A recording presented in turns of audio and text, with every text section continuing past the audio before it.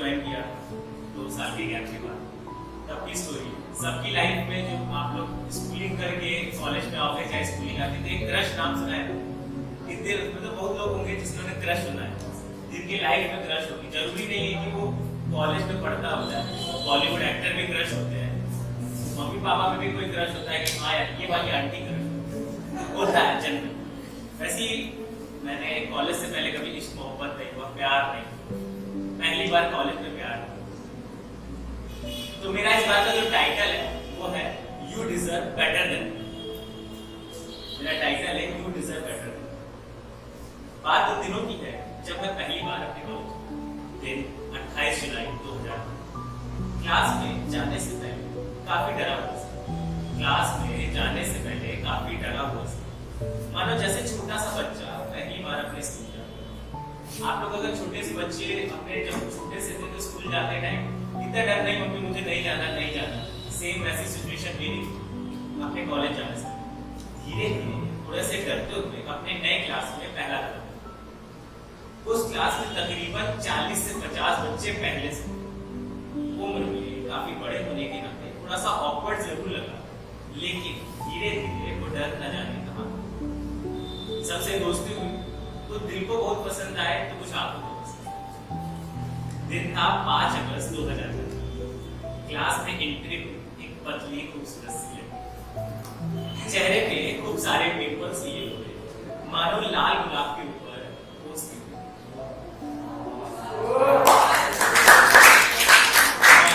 लाल गुलाब के ऊपर ओस की वो हाथ में पिंक कलर की घड़ी, पैरों में पिंक और ब्लू कलर के स्नीकर्स। लेफ्ट साइड से आगे से 4 पे बैठी और मैं राइट साइड से आगे से 4 पे बैठी। अचानक मेरी नजरें उसकी नजरों से जा टकराई और देखा कि वो उस सीट पे बैठी हुई थी। वो सीट पे अपने नए दोस्त से गुफ्तगू कर रही थी। तो अपने नए दोस्त से सीट पे बैठ के गुफ्तगू कर रही थी। क्योंकि क्लास मैथ की थी तो मेरा दिल और दिमाग बार बार उसकी तरफ जा रहा। न जाने क्यों ये दिल उससे कुछ कहने को चाह रहा। अचानक इस दिल ने मानो अपने अंदर एक जंसी छेड़ी। क्योंकि कहते हैं ना, दिल जो होता है वो उसका कुछ नहीं, वो कब क्या सोचने लगता आप सोच भी नहीं सकते। अंदर एक जंसी छेड़ दी थी। इतने में सायरन की आवाज आती है और ना चाहते हुए मेरे दोस्त मुझे पानी पीने के लिए बाहर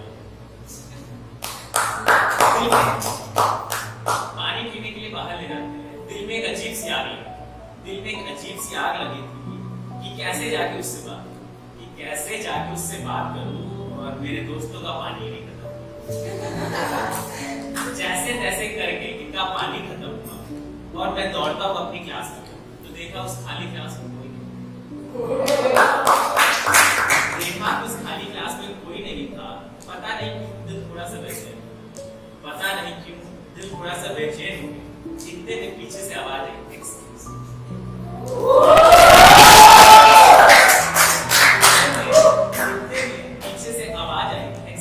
मेरा दिल जोर से धड़क गया। वही लड़की वापस आई थी और क्या कह रही कि एक्सक्यूज मी, थोड़ा सा हट जाइए। मैंने भी जल्दी से सीएसपीसी की कॉपी निकाली और निकल पड़ा लैब की तरफ। जैसे ही लैब में पहुंचे सोचा कि उसके बगल वाली सीट पे बैठेंगे, वहां पहले से ही बैठे। अचानक एक सीट मिली जो ठीक उसकी नजरों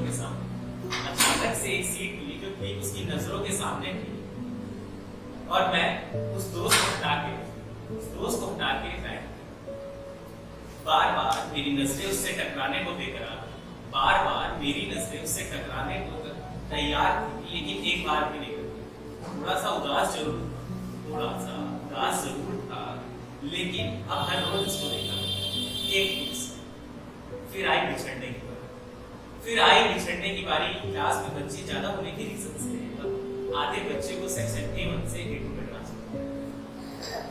इतने में हमारे एचओडी सर ने कहा अल्फाबेट S से जितने बच्चे हैं वो सेक्शन 2 में चले गए। जब ये बात मेरे कानों में पड़ी, ऐसा लगा जैसे किसी ने बम फोड़ दिया, एकदम सुन्न सन्नाटा। फिर मेरा एक दोस्त जिसको हम प्यार से जादू बुलाते थे, उसने बोला कि सर आर अल्फाबेट वाले बच्चे भी उसमें जाना चाहते हैं, लेकिन सर ने मना कर दिया और कहा कि तुमको जाना हो तो चले जाओ। अब वो दूसरे सेक्शन में थी, मैं दूसरे में। मेरा सेक्शन A1 था, उसका A2। जब कभी कोई कॉमन सब्जेक्ट पढ़ता था तो धीरे धीरे बातें शुरू हुई। फिर आया वो दिन 29 अगस्त 2015। मैंने उससे उसकी FPID मांगी और उसके दी। धीरे धीरे हम दोनों एक दूसरे के बारे में बहुत कुछ जानने लगे। इतने में मैंने अपना सेक्शन A1 से A2 बना। जब गुफ्तगू हम दोनों के बीच इस कदर पहुंच गई कि हम लोग लेट नाइट बात करते, उसने अपना नंबर दिया जो वो किसी को नहीं, मुझे आज भी वो नंबर याद है। कभी कभार हम दोनों में फोन पे इतनी ज्यादा बातें हो जाती थी कि सवेरे का पता नहीं। दिन आया 5 सितंबर 2015, टीचर्स डे। काफी खुश थे, काफी रोज आ गए थे कुछ। वो टीचर डे का केक काटने के बाद मैंने अपना उसके दुपट्टे से उस दिन पहली बार मुझको जलन हुई, क्योंकि वो जो टीचर्स डे का केक था वो उसने काट के मुझको ना खिला के किसी और। हम काफी नाराज हुए और नाराज होके कॉलेज का रूम छोड़ के एफबी पे खूब सारे मैसेजेस आए। दिल था, प्यार करता था, तो उसने ज्यादा देर नाराज ना होके उससे मांगे।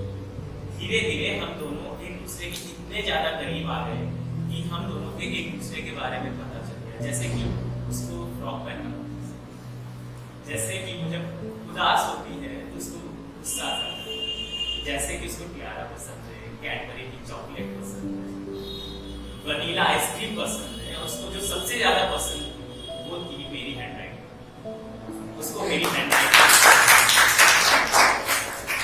जो मेरा दिल 29 अगस्त 2015 से सुनने को बेकरार था, वो तो नहीं सही, लेकिन I love your handwriting. Her love life की तरह आपके क्रश को जो होता है ना, उसके कान भरने के लिए कोई ना, मेरी लाइफ में भी वो 3 लोग थे। क्योंकि कहते हैं ना कि क्रश को जब तक आपको नहीं मिली ना, उसको हमेशा जिंदगी में क्रश बना के रखो, क्योंकि जिस दिन क्रश आपकी हो गई ना, उस दिन वैल्यू नहीं कर पाओगे। इसलिए अच्छा हुआ मैं थैंक्स बोलता हूँ 3 लोगों को जिसने मेरे बारे में उसके कान भरे। उस दिन से लेके आज तक वो सिर्फ और सिर्फ मेरी क्रश है। और मैं थैंक्स बोलना चाहता हूँ तीनों को जिसने मेरे बारे में उनके कान भरे। आज जरूर इन बीते 4 सालों में मैंने कई बार अपनी बात रखी, लेकिन हर बार उसका यही रिप्लाई आता है, आपको मुझसे बेहतर प्रशांत, यू डिजर्व बेटर।